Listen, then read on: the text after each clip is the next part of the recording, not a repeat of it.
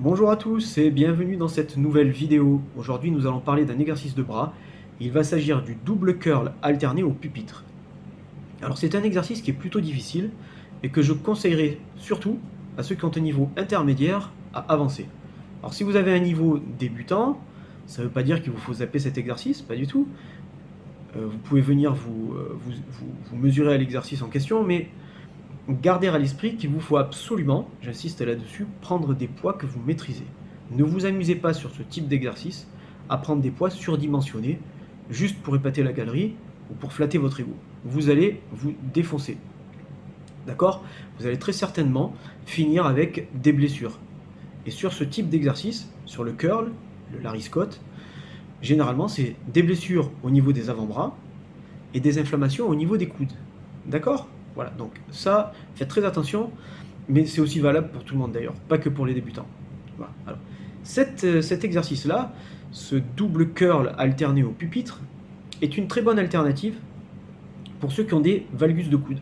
Mais pas que, hein, c'est ceux qui ont des valgus de coude, c'est-à-dire des déviations au niveau des avant-bras, j'en ai parlé dans plusieurs de mes vidéos, regardez mes vidéos précédentes à ce sujet. Donc, ce conflit anatomique qui empoisonne la vie de pas mal de pratiquants.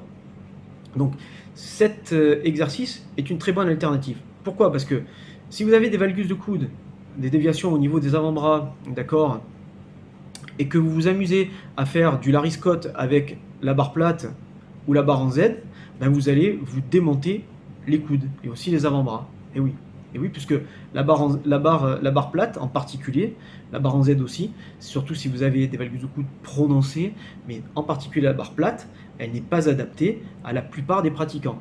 Gardez ça à l'esprit, d'accord? C'est pas parce que quelqu'un fait des exercices à la barre plate qu'il faut forcément faire la même chose, d'accord? On a tous des morphologies différentes.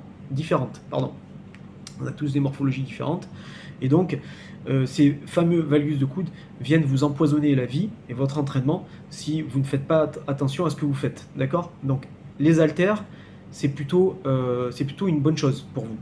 Donc les haltères, ça convient à tout le monde, d'accord? Les câbles aussi d'ailleurs, si vous avez des problèmes, bossez sur les câbles. Mais donc ici, on parle du double curl alterné au pupitre. Donc ici, on va utiliser des haltères et c'est en cela que c'est une bonne alternative pour vous.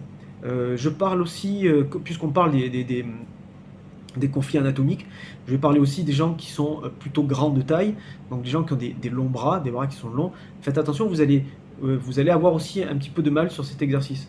Faites gaffe, voilà, faites très attention. Je vous conseillerais, vous, plutôt de bosser sur des câbles, d'accord? Bosser sur les câbles, et puis si vous voulez faire des curls, faites-les assis, d'accord? C'est un peu plus safe que sur le pupitre, hein. Ceux qui sont très grands, là, hein, les tailles... les tailles basketteurs, là, faites attention.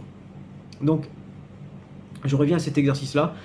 Ce qui fait que cet exercice est difficile va être que, d'une part, vous allez isoler vos biceps, d'accord, puisqu'on est sur du curl au pupitre, donc on va isoler. Et en plus de l'isolation que l'on va offrir à nos muscles, on va en plus de ça avoir une tension continue entre chaque répétition. Donc on va faire nos exercices, hein, face concentrique, face excentrique, d'accord? On va avoir ce pic de contraction, on va retenir la descente entre le bras droit puis le bras gauche et vice versa, d'accord? Et lorsque l'on va atteindre notre pic de contraction, on va forcément maintenir le poids avec une tension continue. On va donc maîtriser sa descente et travailler sur des reps négatives, si possible, afin de pouvoir travailler un peu plus sa force, tout en gardant à l'esprit que, bien évidemment, vous allez utiliser des poids que vous maîtrisez. D'accord? Ne vous amusez pas, comme je l'ai dit précédemment au début de cette vidéo, à prendre des poids trop lourds pour éviter les blessures. Donc, plus que l'on parle de blessures, voici donc deux choses que je vais vous suggérer de faire, que je vais vous suggérer même très très fortement de faire, si vous voulez d'une part éviter les blessures, mais aussi afin que cet exercice soit exécuté de manière propre et nickel. Donc, point numéro 1, le dos le plus droit possible. Ajustez votre siège de façon à ce que puissiez avoir votre dos droit. Légèrement cambré si possible. Donc essayez de mettre vos fesses légèrement vers l'arrière afin d'aider à ce que votre dos soit droit. D'accord? Vous allez de cette façon isoler la partie supérieure de votre corps et donc les bras. Ensuite, point numéro 2, les coudes.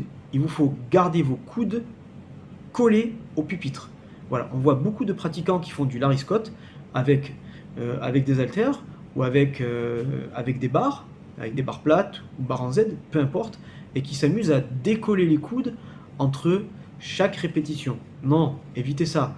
Gardez vos coudes collés au pupitre. Et pour que vos coudes puissent être collés au pupitre, il vous faut fatalement que votre dos soit droit. À partir du moment où votre dos il commence à devenir rond, hein, les dos tout pourris, ronds comme ça, hein, le bossu de Notre-Dame, à partir du moment où vous allez mettre votre dos rond, vous allez d'une part le péter en deux, ça forcément, au bout d'un moment, ça va arriver, mais en plus de ça, vos coudes ils vont décoller, vous allez faire un effet balancier, puis ce qui va se passer c'est que vous ne ferez plus rien, vous n'allez pas isoler, vous n'allez pas frapper, vous n'allez pas taper au niveau des biceps, vous ferez travailler vos avant-bras, puis vous allez finir avec des blessures au niveau des avant-bras, etc., etc. Donc gardez les coudes collés sur le pupitre. Ensuite, cet exercice-là, ce qui fait la beauté de cet exercice, c'est qu'il va vous faire travailler non seulement la partie extérieure du biceps, mais aussi la partie intérieure.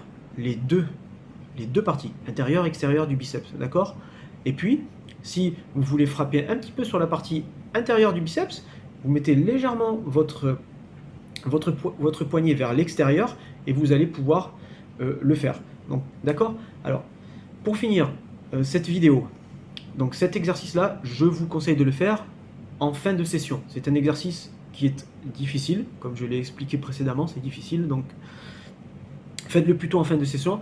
Vous allez affiner votre biceps, vous allez fignoler tout ce travail-là avec cet exercice-là, en vous focalisant sur votre endurance musculaire, avec cette tension continue qui va venir augmenter la pression au niveau musculaire. Donc lorsque vous êtes en haut sur votre pic de contraction, gardez le bras le plus en flexion totale, d'accord? Ne le laissez pas tout mollasson, tout mou comme une guimauve. Ayez à l'esprit, gardez à l'esprit que vous voulez contracter votre biceps au maximum lorsque vous êtes en haut sur votre pic de contraction, d'accord?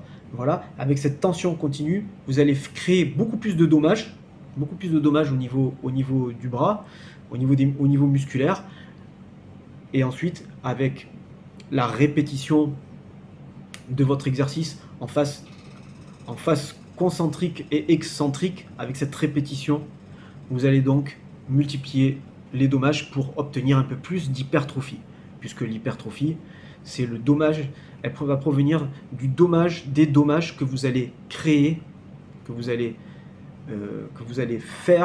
envoyer sur votre muscle. Les dommages créés, d'accord? On est dans la gym, quand on est dans la salle, on détruit ses muscles, on les détérioration musculaire, d'accord, pour obtenir cette hypertrophie. Et après le travail, après la salle, quand on rentre à la maison, c'est là où on récupère avec une bonne nutrition, avec un bon sommeil, avec le moins de stress possible.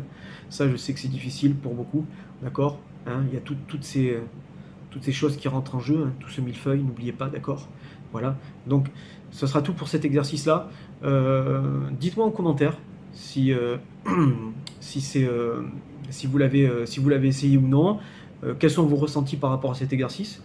Cliquez like sur cette vidéo si vous l'avez aimé, ça permettra de la faire tourner un peu plus et de faire vivre cette chaîne. D'accord, n'oubliez pas de vous abonner pour être mis au courant des nouvelles vidéos. J'en sors pas beaucoup, mais j'en sors. Et j'essaye, dans la mesure du possible, de faire un contenu qualitatif. Même s'il n'y a pas beaucoup de vidéos, je préfère la qualité par rapport à la quantité, d'accord? Et c'est pareil pour l'entraînement. Gardez ça à l'esprit. Gardez ça à l'esprit. Qualité plus que quantité. Gardez ça à l'esprit.